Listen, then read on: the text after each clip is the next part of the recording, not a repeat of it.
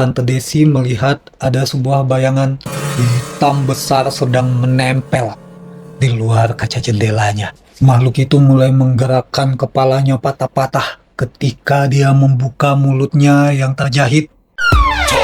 Tok, dengar paling tu diketuk. Silakan masuk, bawa kisah yang remuk. Ada tangis, amarah dan bayangan kelam menyenap perlahan di dinginnya malam. Duduklah merapat di sofa yang sama, kriminal, horor hingga luka dan drama. Tak perlu kau simpan, lepaskanlah ragu, biar aku yang sapa dan jadi tuan rumahmu. Bawa ceritamu, mari kita bertamu, bacain ceritamu.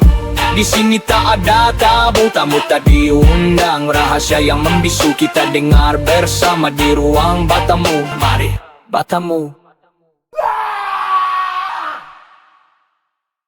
Halo guys, balik lagi sama gue hari ini. Gimana kabarnya semua? Semoga sehat, dilancarkan rezekinya, dan yang paling penting iman kita kuat buat dengerin cerita malam ini ya. Hari ini gue bawa satu cerita yang bener-bener gila banget guys. Ini berdasarkan email yang masuk dari salah satu subscriber kita bernama Rara. Si Rara ini mengirimkan cerita tentang tantenya sendiri, sebut saja namanya Tante Desi. Sumpah ya guys, pas gue baca email dari Rara, gue tuh sempet mikir, waduh, kalau tantenya tahu ceritanya dijadiin konten, kira-kira Rara bakal dicoret nggak dari daftar ponakan penerima THR? Tapi tenang Ra, nama lu sama nama tante udah gua samarin, komplek perumahannya juga gua rahasiakan, aman, rahasia terjamin di tangan gue. Jadi kisah Tante Desi ini adalah tentang bahayanya sebuah hobi yang hampir dimiliki oleh sebagian besar umat manusia yang ada di muka bumi. Apalagi kalau bukan bergosip alias gibah. Ayo, siapa di antara kalian yang kalau ngumpul sama teman, kalimat pertamanya adalah, lu tahu gak sih si itu? Tapi jangan bilang siapa-siapa ya. Nah, kalau kalian tipe yang begitu, gue saranin nonton video ini sampai habis biar kalian tahu kalau obrolan busuk kita itu kadang bisa jadi makanan lezat buat mereka yang gak kelihatan. Pintu udah dikunci, selimut udah siap, yuk langsung kita masuk ke ceritanya. Kita mulai dari profil Tante Desi dulu guys. Kata si Rara nih di emailnya, Tante Desi ini adalah sesepuh perumahan yang memegang tahta tertinggi dalam urusan informasi komplek.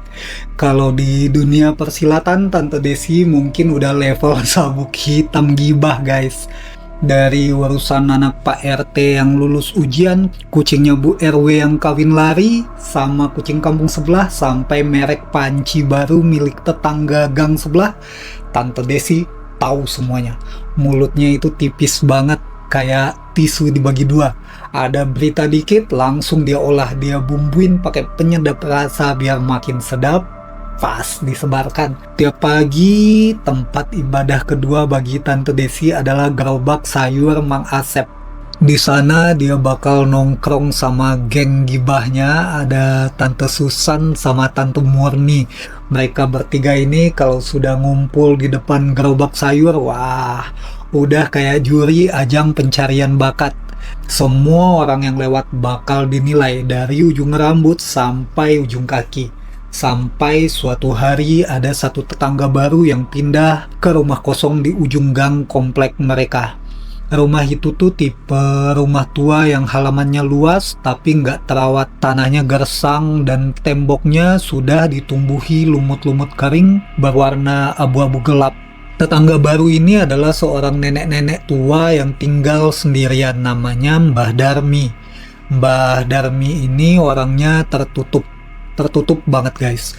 Jalannya bungkuk, kepalanya selalu menunduk menghadap tanah, dan kalau keluar rumah itu jarang banget ngomong. Paling cuma belanja kebutuhan pokok seadanya, terus langsung balik masuk lagi ke rumahnya sambil mengunci pagarnya rapat-rapat. Bagi warga biasa, ya wajar dong, mungkin namanya juga orang tua pengen ketenangan. Tapi bagi Tante Desi, wah, ketertutupan Mbah Darmi ini adalah sebuah tantangan besar yang harus dipecahkan. Tante Desi mulai mengamati gerak-gerik Mbah Darmi. Sampai suatu malam sekitar jam 1 dini hari, Tante Desi kebetulan belum tidur karena asik nonton drama Korea. Kamar Tante Desi itu posisinya di lantai 2 dan jendelanya langsung menghadap ke arah jalan gang. Pas dia lagi merenggangkan otot leher, dia melihat ada bayangan berjalan pelan di bawah tiang lampu gang yang ngeremang-ngeremang. Pas diintip, ternyata itu Mbah Darmi, guys. Mbah Darmi lagi jalan bungkuk pelan banget di tengah malam buta. Di tangan kanannya dia memeluk sebuah toples kaca kecil dilapisi kain hitam ikat di bagian atasnya. Mbah Darmi jalan menuju arah pohon beringin kecil dekat selokan komplek. Dia jongkok di sana sebentar entah ngapain, terus jalan balik ke rumahnya. Keesokan paginya, tebak apa yang terjadi? Di gerobak sayur mengasep, Tante Desi langsung meluncurkan peluru kendali gosipnya, guys. Jong Susan, Jong Murni, tahu nggak? Semalam saya melihat pakai mata sendiri, mata kepala saya sendiri, si nenek baru itu tuh jam 1 keluyuran bawa toples hitam ke selokan. Saya yakin banget itu toples isinya tuyul. Atau jangan-jangan piara pesugihan yang lagi viral itu loh. Tante Susan sama Tante Murni langsung heboh dong, gak mau kalah. Masa sih Jeng? Duh, serem banget. Pantesan rumahnya sepi terus ya. Gosip itu pun terus menyebar dengan sangat cepat, guys. Hanya dalam waktu 3 hari, satu komplek udah memandang Mbah Darmi dengan tatapan jijik dan takut. Bahkan anak-anak kecil dilarang main dekat-dekat rumah di ujung gang itu karena katanya nanti diculik buat dijadikan tumbal pesugihan oleh Mbah Darmi. Padahal Mbah Darmi malam itu cuma membuang sisa obat herbal tradisionalnya ke tanah dekat selokan karena baunya menyengat kalau ditaruh ke dalam tong sampah rumah. Gila nggak tuh? Efek gosip benar-benar sejahat itu, guys. Bisa membalikan fakta sampai 180 derajat. Nah, petaka sebenarnya dimulai pada hari Kamis malam berikutnya. Malam itu Tante Desi lagi rebahan di kamarnya. Waktu menunjukkan pukul 11.30 malam. Suami Tante Desi lagi dinas keluar kota, jadi dia sendirian di rumah. Karena nggak ada temen ngobrol, Tante Desi teleponan lah sama teman setianya, Tante Susan. Mereka berdua ini kalau teleponan bisa berjam-jam, guys. Dan malam itu topik utamanya tentu saja masih seputar memfitnah Mbah Darmi yang katanya makin aneh. Tante Desi bilang, "Sus, lu tahu nggak? Kemarin gua lihat ada orang pakai mobil hitam lewat berhenti di depan rumah nenek itu. Nggak mungkin kan nenek miskin kayak gitu punya saudara kaya? Jangan-jangan itu bos pesugihan yang lagi minta setoran tumbal." Tante Susan menjawab dengan menggebu-gebu, "Aduh Des, ngeri banget ya. Terus gimana Des?" Pas lagi asiknya menggebu-gebu bercerita, tiba-tiba suara di seberang telepon mendadak sunyi, guys. Nggak ada suara sahutan lagi dari Tante Susan. Yang terdengar cuma kresek-kresek pelan. Tante Desi bingung. Halo, Sus, suara gue kedengaran nggak ya? Sinyalnya jelek nih, sinyal lu apa gue ya Sus? Halo? Tiba-tiba terdengar suara nafas yang berat banget dari telepon. Suara nafasnya terdengar serak, kayak tenggorokan orang yang lagi tersumbat dahak atau cairan kental. Suara di telepon, terus Desi cerita lagi. Tante Desi langsung merinding. Suara itu bukan suara Tante Susan. Suara itu terdengar aneh banget, kayak gabungan dari beberapa suara berbeda yang saling tumpang tindih secara bersamaan. Ada suara seperti suara perempuan tua, seperti suara anak-anak juga. Ada nada-nada laki-laki dewasa yang berbisik di corong telepon yang sama barengan. Tumpang tindih. Ih, ini siapa ya? Susan, jangan bercanda lu. Nggak lucu tau. Suara di telepon cuma tertawa lirih menanggapi. Desi suka cerita ya. Desi tahu banyak hal ya. Desi tahu nggak kalau di belakang Desi sekarang ada. Klik. Tante Desi yang jantungnya udah mau copot langsung mematikan sambungan teleponnya. Dia lempar HP-nya ke kasur. Dadanya naik turun. Nafasnya ngos-ngosan ketakutan. Tante Desi berusaha menenangkan dirinya. Dia mikir, ini paling si Susan lagi ngerjain gue ini pakai aplikasi pengubah suara yang ada di TikTok. Dia mencoba berpikir logis meskipun tangannya masih gemetaran setengah mati, keringat dingin. Tapi tiba-tiba terdengar suara ketukan dari bawah. Ketukan itu lambat tapi konstan. Tante Desi berteriak dari atas, "Siapa ya malam-malam?" Sunyi sebentar lalu terdengar suara lirih dari balik pintu depan rumahnya. "Des, ini aku, Susan. Maaf ya, tadi teleponnya keputus. Aku ke rumah kamu nih, di luar dingin banget. Bukain pintunya dong, Des. Aku mau ngasih tahu gosip terbaru tentang Mbah Darmi." Mendengar suara itu, Tante Desi awalnya merasa lega. Langsung turun ke bawah buat membukakan pintu. Tapi pas kakinya baru menginjak anak tangga kelima, langkahnya mendadak terhenti guys. Pikiran Tante Desi langsung bekerja cepat. Tunggu dulu, Susan kan tinggalnya beda komplek, 1 kilo dari sini. Masa iya baru teleponan semenit yang lalu, sekarang dia udah ada di depan pintu rumah gue. Terus kenapa suaranya Susan yang ini terdengar datar banget, gak ada intonasi emosinya sama sekali ya. Ketukan pintu di depan berbunyi lagi. Kali ini lebih keras. "Des, bukain, dingin banget di luar. Katanya kamu mau gosip lagi, Des." Tante Desi ketakutan setengah mati. Dia mundur perlahan, naik lagi ke lantai 2. Dia ambil HP-nya di kasur, terus dia coba chat Tante Susan lewat WhatsApp. "Sus, lu di depan rumah gue ya?" 2 detik kemudian Susan membalas, "Hah? Ngaco lu, Des, gue udah tidur di kasur dari tadi. Telepon kita kan terputus karena baterai HP gue habis." Loh, terus siapa yang sekarang lagi mengetuk pintu rumah Tante Desi di bawah? Sambil menirukan suaranya Tante Susan, ketukan di pintu bawah mendadak berhenti. Keheningan malam itu terasa makin pekat dan mencekam. Tante Desi mengunci pintu kamarnya rapat-rapat. Dia meringkuk di sudut kasur sambil menarik selimutnya sampai ke dagu. Tiba-tiba terdengar suara gesekan halus di kaca kamarnya di lantai 2. Suaranya kayak kuku jari manusia yang bergesekan dengan permukaan kaca luar jendela. Tante Desi mengalihkan pandangannya ke arah jendela kamar yang tertutup gorden tipis tersebut.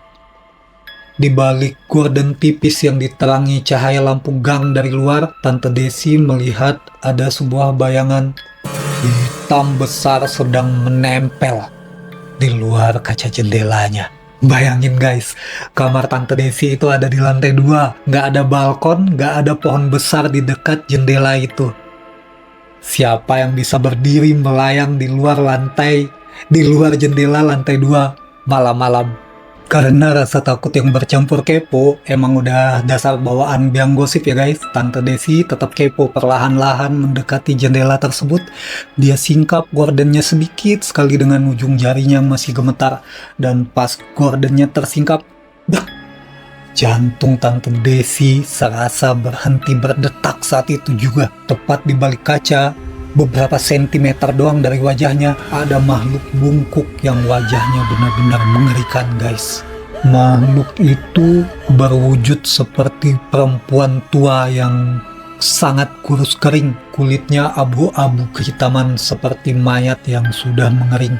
Wajahnya itu rata, nggak punya mata, nggak punya hidung, cuma ada permukaan kulit keriput yang mulus di bagian atas wajahnya. Tapi di bagian bawah wajahnya, makhluk itu punya mulut yang luar biasa lebar.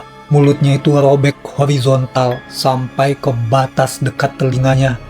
merah berdarah seperti luka yang baru. Dan yang paling bikin parno adalah di sela-sela robekan mulut yang lebar itu tampak jalinan benang hitam tebal yang kasar menjahit bibirnya sendiri seperti secara asal-asalan.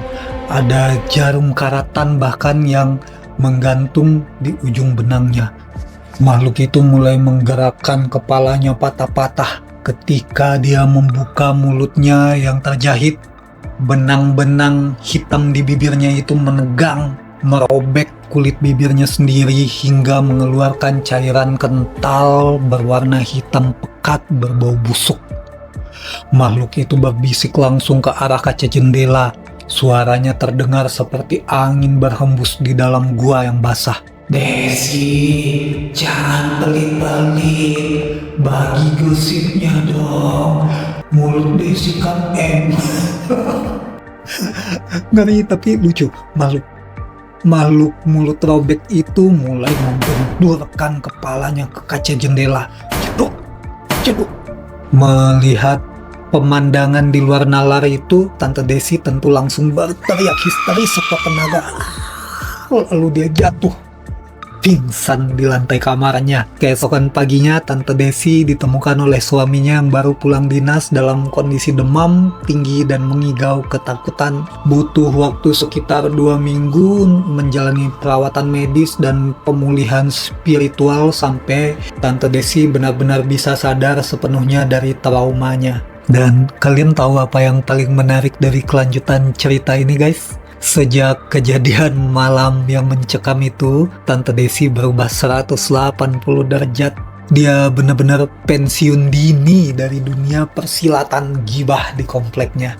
Sekarang kalau ada ibu-ibu yang mencoba memancing dia buat ngegosip di gerobak sayur Mang Asep, Tante Desi cuma bakal tersenyum kecut, menggelengkan kepala, terus buru-buru blas pulang ke rumahnya. Mulutnya benar-benar dikunci serapat-rapatnya, dia kapok sekapok-kapoknya. Dia baru sadar kalau sosok menyeramkan bermulut robek yang mendatangi jendelanya malam itu adalah entitas gaib peniru suara yang di dalam dunia spiritual sering disebut sebagai makhluk pemakan energi negatif. Makhluk-makhluk jenis ini sangat menyukai tempat-tempat atau orang-orang yang sering memancarkan energi busuk dari ucapan, fitnah, dan gibah mereka. Semakin tajam dan busuk gosip yang kita sebarkan, semakin gemuk dan kuat makhluk itu untuk bermanifestasi meneror kehidupan kita. Nah guys, dari cerita kiriman Rara tentang Tante Desi ini ada pelajaran berharga banget buat kita semua yang masih hidup di dunia nyata ini. Moral ceritanya, lisan kita adalah cerminan dari energi di sekitar kita. Bergosip atau membicarakan keburukan orang lain mungkin terasa menyenangkan dan bikin ketagihan sesaat, tapi kita nggak pernah tahu ada telinga-telinga gaib lain di sekitar kita yang ikut mendengarkan, mencatat, dan bahkan menjadikan ucapan busuk kita sebagai undangan bagi mereka untuk datang menetap di dekat kita. Jadi mulai sekarang yuk kurangi gibahnya. Kalau dengar gosip cukup sampai di telinga kita aja, gak usah ikut disebarkan lagi ya guys. Jaga mulut kita biar nggak berubah jadi mulut ember yang mengundang kedatangan sosok terjahit itu ke dalam kamar kalian malam ini atau malam-malam berikutnya.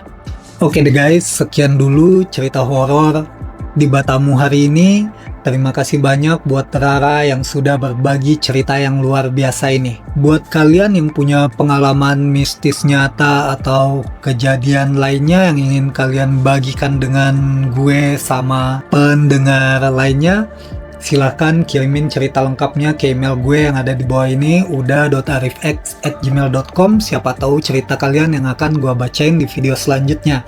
Jangan lupa buat klik tombol like, tulis pendapat kalian di kolom komen. Siapa yang di sini udah langsung kapok ngegosip.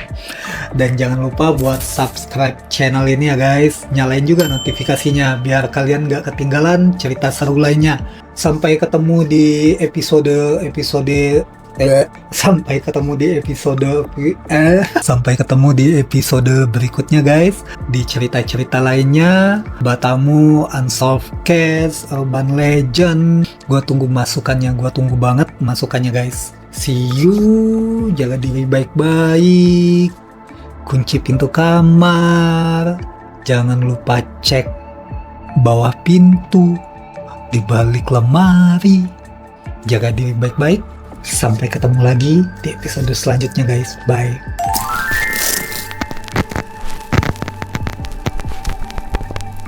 Sampai ketemu di cerita seru dan menegangkan selanjutnya. Sampai ketemu di cerita seru dan menegangkan selanjutnya di episode berikutnya guys. Jangan lupa kunci pintu kamar rapat-rapat. Cek bawah ranjang kalian. Lemari juga dikunci.